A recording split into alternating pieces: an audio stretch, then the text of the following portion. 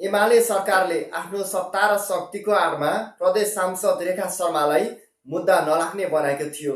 सोही दिन काठमाडौँका मेयर बालेन शाहले सामाजिक सञ्जाल फेसबुक मार्फत एउटा स्ट्याटस लेखेका थिए। सरी नानु, तिम्रो पीडक विरुद्ध मुद्दा नचल्ने बनाएछ यो सरकारले, नआत्तिनु, समय आउनेछ भनेर।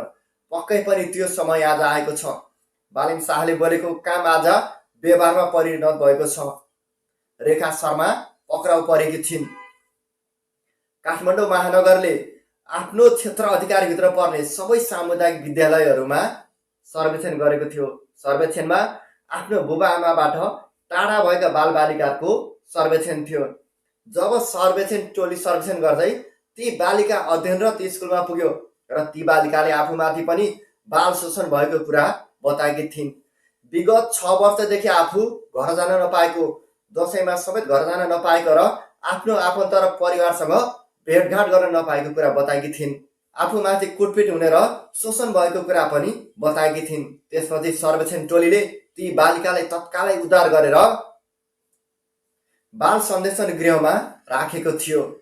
नेपालमा अझै पनि बाल शोषणको अन्त्य हुन सकेको छैन। विशेष गरी नेपालको ग्रामीण भेगबाट गरिब जनताका छोराछोरीहरूलाई पढाइदिने आशामा सहरमा ल्याउँछन्। ती कलिला बालबालिकाहरूलाई घरको काममा लगाउँछन् र अनेकौं यातना दिने, कुटपिट गर्ने र बाल शोषणको काम सुरु हुन्छ।